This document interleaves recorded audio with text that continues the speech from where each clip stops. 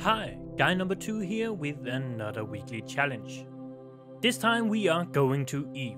I wanted to go all the way and go for the hardest level of the challenge. That meant going to Eve, land with a rocket that is able to power through Eve's thick soup atmosphere to get into orbit and then return to Kerbal home. What could go wrong picking the hardest difficulty? You know what they say, shoot for the stars, and if you miss, no worries, you'll just end up crashing into Eve.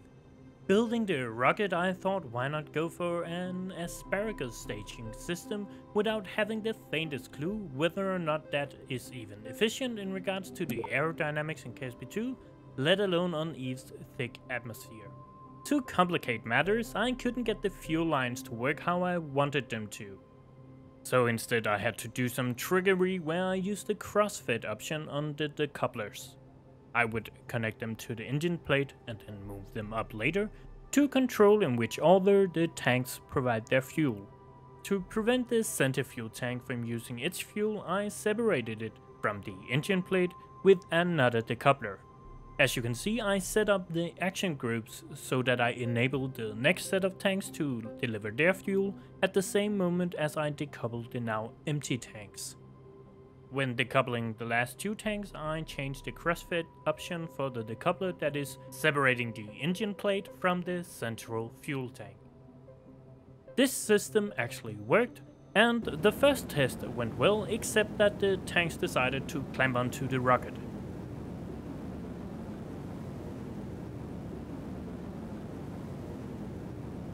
After straightening them out, it worked well.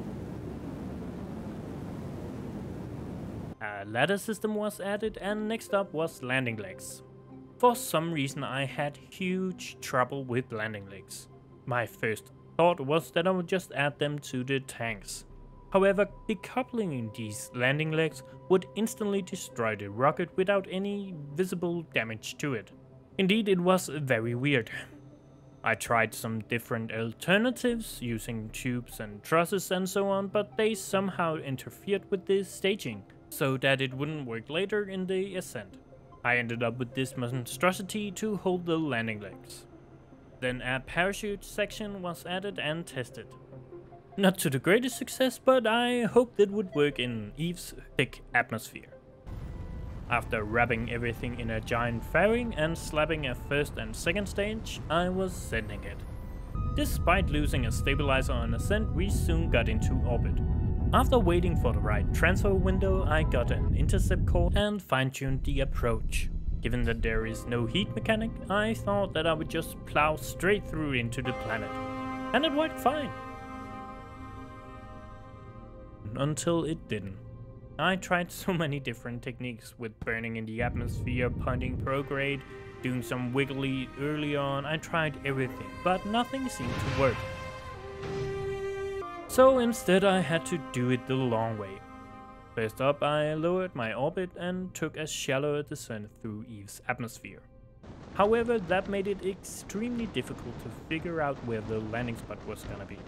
That meant I spent far too much time reloading trying to find a good spot that wasn't too wet. Eventually I found a dry place to land, but alas, it was a bit slopey, meaning that this shitty rocket wouldn't keep standing upright. After multiple landing attempts, and don't mind the invisible parachutes, they apparently disappear when reloading, I had enough with trying to adjust the spring settings on the landing legs to get standing upright. The best I got was a half-destroyed laying on the side landing. And as you can see, trying to take off from there was out of the question. So I had to keep on going in my search for a landing spot and was finally after, and I kid you not, maybe 40 minutes of trying, able to find one where it was flat enough. However, I still had some troubles to overcome. I had learned from the laying on the side landing I did earlier that the rockets I, in a hurry, had strapped to the parachutes wasn't even close to bringing them away from the rocket. So I had to come up with a way to get them away. I came up with the beautiful idea that by lowering the friction on the landing legs to 0 and then starting to spin the rocket, I might be able to fling the parachutes off. It kind of worked with half of the parachutes, but I'm pretty sure what eventually got them away was actually the time warp physics. Finally, after way too many hours, I had a rocket ready to blast through Eve's atmosphere and get the job done. I fired the rocket and the asparagus staging worked. With that I mean that it worked in the sense that the system worked, not that the rocket got into an orbit. Because I, like so many before me, didn't bring enough Delta V. You need around 8000 Delta V to get out of Eve's atmosphere and into a stable orbit. But I wasn't able to calculate the Delta V too precisely, given the fact that I used this asparagus style system, which also added a lot of drag. Another maybe not so smart thing about the way I did it. However, I wasn't done grasping after straws, so I thought maybe if I land on a higher point I could skip a bit of the most dense layer of the atmosphere, and the amount of Delta V I had me would then be enough. So I thought I should just quickly test my idea and turned on infinite fuel and flew to around 5000 meters above sea level. I then started to hover, and when my speed was around 0, as to not give me any initial momentum, I turned off the infinite fuel and fired the engine. And lo and behold, I still didn't have enough. So, for the first time I have to leave it and say yes, I failed this weekly challenge. However, I can honestly say that I couldn't be happier, because I don't have to look at this incredible, frustrating planet anymore.